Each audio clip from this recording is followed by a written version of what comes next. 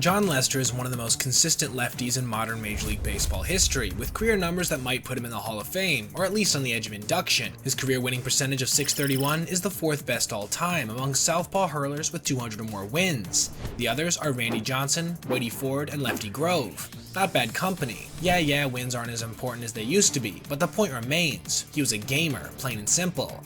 Want more evidence? Lester won 3 World Series rings, and during his stellar career, he was picked to start Game 1 of a postseason series 12 times. Only Justin Verlander can match that legacy among modern starters. His ERA throughout the year's postseason games, 2.51 in over 150 innings. Winning nature aside, Lester struck out 2,488 batters over his 16 big league seasons, mostly on a cutter that ranked just below the likes of Mariano Rivera and Roy Halladay. 3 different seasons he finished in the top 4 for the Cy Young Award, and once he finished 9th.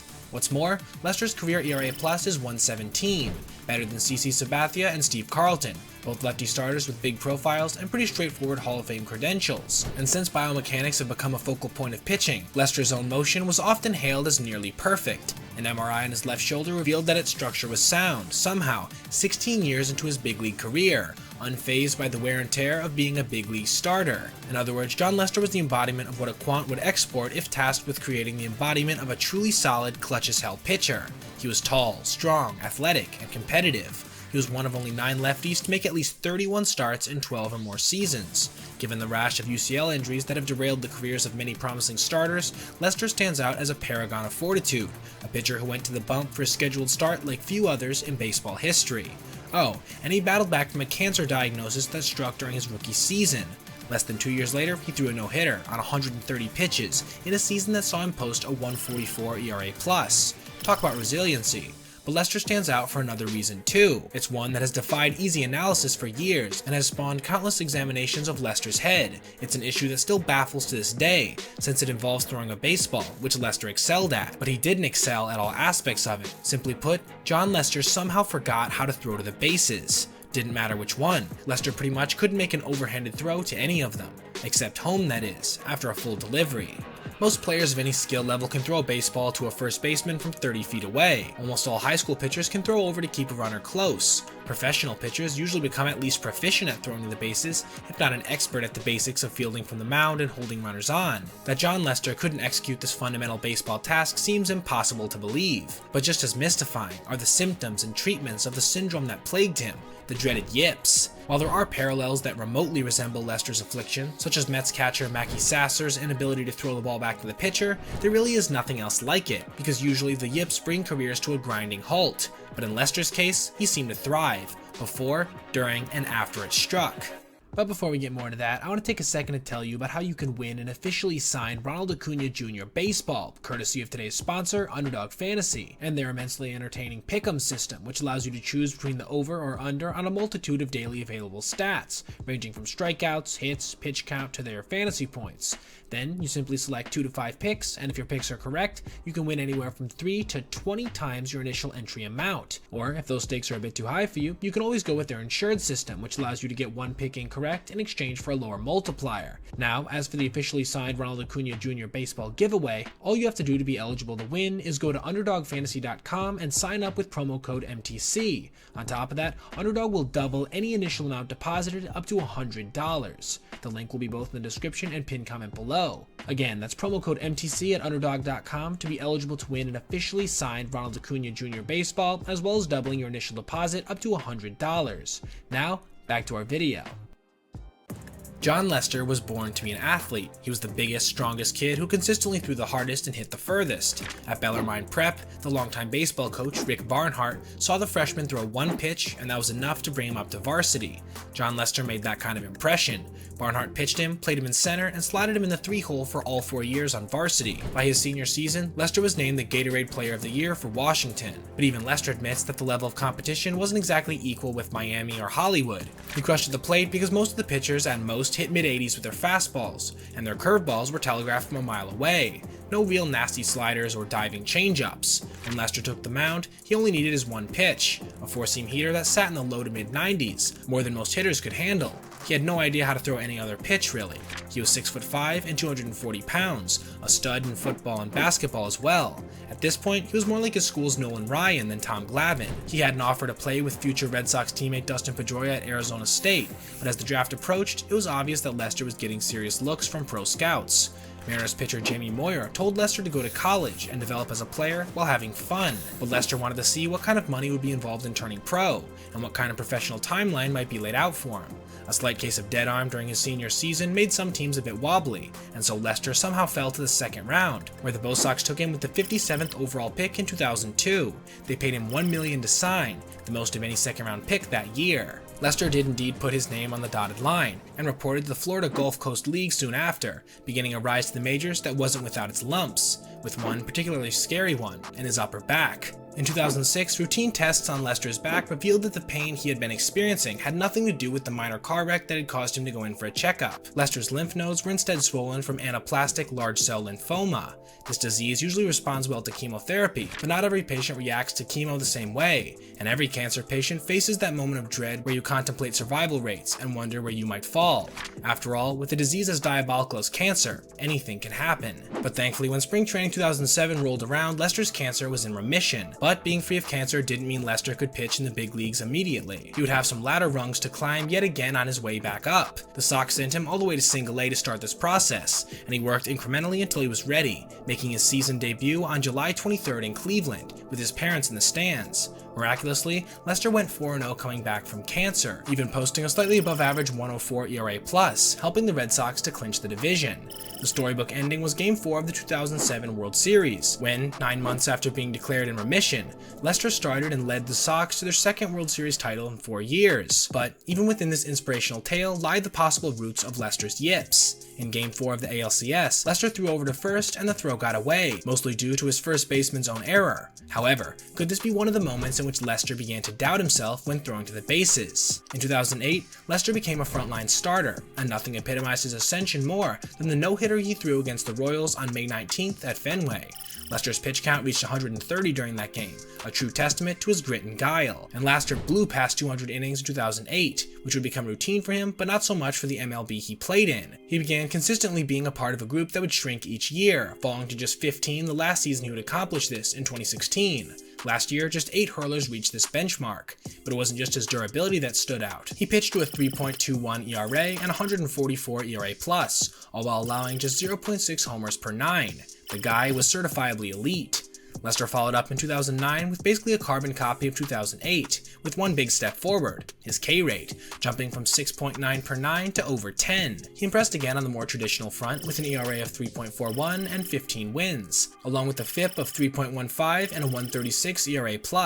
He logged over 200 innings again and posted a career-high WAR of 6.2. That probably explains why the Twins were hot to trade Johan Santana for Lester before the season started, a deal that the Red Sox very intelligently nixed. But in 2009, his pitching coach John Farrell noticed that Lester was growing more restless while throwing over to first base.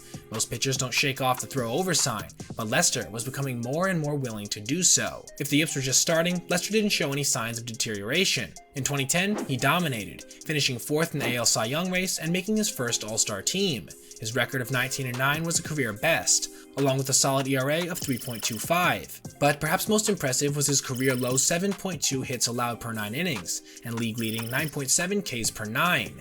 The yips, though, were still yapping at him, and that off-season, Lester went home to Atlanta to try and fix his overthrowing problem. By 2011, Lester had lost the ability to throw to first almost completely. Other bases would follow. Despite the now full-on loss of his ability to hold runners at first, Lester again proved to be a top-line starter, with the Red Sox in control of the AL East for most of the season. But then their iconic fall from grace occurred. I'm sure you've heard the story by now, but on September 1st, the Sox were 9 games up and cruising. But during the month, the Sox went 7-20, and in Lester's 6 starts, he posted a record of 1-3 with an ERA of 5.40. Boston became the first team in MLB history to have a 9-game lead on September 1st and not make the playoffs. And in that horrible month of September, Lester made not a single pickoff throw. The collapse in 2011 carried over to 2012, with the Red Sox finishing in last place and Lester having the worst season of his career, 9-14 with an ERA of 4.82. His FIP was 4.11, meaning Lester pitched better than his surface numbers, but not much better, and certainly not ace-like. His K rate was down, and he was giving up almost 2 hits more per 9 innings than in 2011. He gave up more dingers too, and so for the only time during his prime, his ERA plus was below average, at a paltry mark of 87. For the entire 2012 season, he tried 5 pickoffs in his 33 starts. He tried just 6 the next season, and none after April. However, 2013 would prove to be a bounce-back year for the big lefty, as Lester went 15-8 with an ERA of 3.75 in the regular season, helping lead the Sox back to the top of the AL East, and into the playoffs, where he loomed large and in charge. He started 5 games and gave up 6 runs, including notching 2 wins in the World Series against the Cardinals. The Cardinals didn't run on Lester. Few teams did at the time, even though advanced scouts were starting to notice that Lester didn't throw over much, or in 2014, at all. For the entire season, he made no pickoff attempts. That season was a big one for Lester, not only because he was traded for the first time in his career, but also because he was about to see the full consequences of his developing issue play out on a national stage. The A's were making a playoff push and knew they needed a frontline starter with a big game pedigree to come in and take the reins, so they could, for the first time in the last 20 years, make a deep run into the playoffs. Meanwhile, Lester was in the midst of his best season, notching a 2.52 ERA along with a 1.58 ERA+. The two were a natural fit, so the A's traded big-name international signee Yoenis Cespedes for the lefty, picking him up at the deadline. Lester helped them clinch a spot in the wildcard game by going 6-4 with a 2.35 ERA the rest of the way, handily fulfilling every expectation they had for him. But teams knew about his yips at this point, and the Royals, for one, had a plan to take advantage of it. Lester started that year's wildcard game and gave up 3 steals, and almost a steal of home, while surrendering 6 runs in 7 1/3 innings, and a heartbreaking 9-8 loss that sent the A's packing. Who knows what kind of performance he could have turned in if it hadn't been for all that pressure from the Royals freely romping around the bags. The secret was out, but it didn't stop the Cubs from signing Lester to a 6-year, $155 million contract. The Cubs had finished last for the past 3 seasons, so the signing was risky to say the least, because at 31, Lester was looking more and more the part of savvy veteran rather than frontline ace, who knew where he would be at 37. But still, at this point, Chicago's World Series drought was running on 107 years, and it was time they made some big splashes to complement their young talent. And this big splash quickly turned into a tidal wave. Lester went 11-12 with an ERA of 3.34 that first season. He was a gamer as always, hauling 200+ innings and leading the Cubbies into the wildcard game, despite giving up 44 steals during the season, which actually set the record for the most ever tallied against a lefty. The Cubs won their wildcard game, then the NLDS, only to get swept by the Mets in the NLCS. Lester lost a game in that series, giving up 2 homers and 2 steals, one of which cost him a run. His late career dominance continued the next season with arguably his best campaign to date, even though teams knew he couldn't throw over to stop them from taking extra bases. He went 19-5 with a 2.44 ERA, as well as posting a career-best 1.71 ERA+ on a Cubs team that was the best in baseball.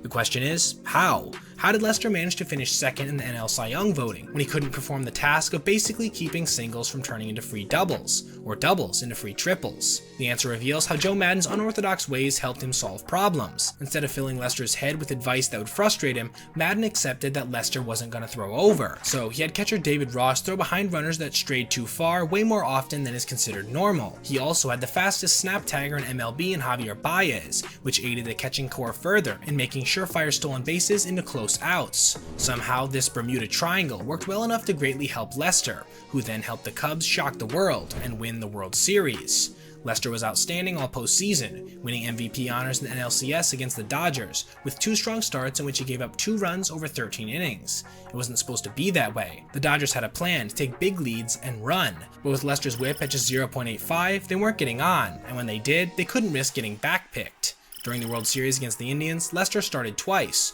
losing Game 1 and winning Game 5. In both contests, he handedly controlled the running game, with base stealers going 2 for 4 against him, even though he never threw over. He then turned in his most heroic effort of that season, going multiple innings in Game 7 helped the Cubbies bring home the championship. he had successfully reached the pinnacle of the baseball world for the third time in his career. The fact is, during his Cubs years, Lester won 77 games and threw over 1,000 innings. And incredibly, despite his problems, from 2016 to 2020, Lester only allowed on average 15 steals per season, with a success rate of just 64%. For context, teams are only considered to have benefited from runners going if they're successful in excess of 75% of the time.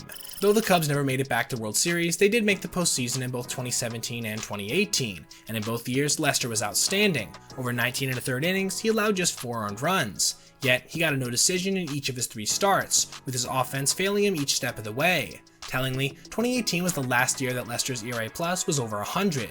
He would tally innings for both the Nationals and Cardinals after this point, though neither stint was particularly memorable, save for registering his 200th career win during his last season in 2021. When Chuck Knobloch developed the throwing yips, he got moved to the outfield. When Rick Ankiel got wild on the mound, he became a very strong center fielder. They don't make good comps for Lester, but perhaps Mackey Sasser comes as close as we can get. Sasser was a good hitting Mets catcher, who early on in pro ball had an issue hesitating before throwing the ball back to the pitcher. A coach even threatened to fine him $20 each time it happened. But during a game in July 1990, Sasser was involved in a collision at home plate that sprained his ankle. Because he was hitting .336, the Mets wanted him back in the lineup, and so Sasser only missed 8 games. Even a grade 1 sprain would require at minimum 2 weeks of rest, and likely Sasser had a grade 2. When he came back, it was awkward for him to throw from the crouch. He could pop and throw to bases without issue. The trouble was returning the ball to the pitcher, and it just got worse and worse. The Mets couldn't continue to put up with this condition forever, trading him to the Mariners for a pittance, and by 1995, Sasser's once promising MLB career was over. Just like Lester, Sasser couldn't execute one facet of his job, but unlike Jon, Mackey couldn't come up with an effective workaround. This just gives perspective as to how impressive what Lester did truly was. He was confronted with the boogeyman of baseball ailments, and he stared it down for years, all while registering some of the finest seasons of his career. Lester made close to $200 million over the course of his playing days, and today owns about 1,500 acres in Georgia. Just as easily, however, he could have faded away into obscurity as early as 2011, when his issues truly took hold. He might never have won that World Series with the Cubs, and he certainly wouldn't be a borderline Hall of Famer. After all, MLB is littered with players who encountered the yips and saw their careers stagnate and end prematurely. But Lester didn't let his inability to throw to the bases derail him, just like he didn't let his cancer diagnosis get the better of him. He figured out how to survive.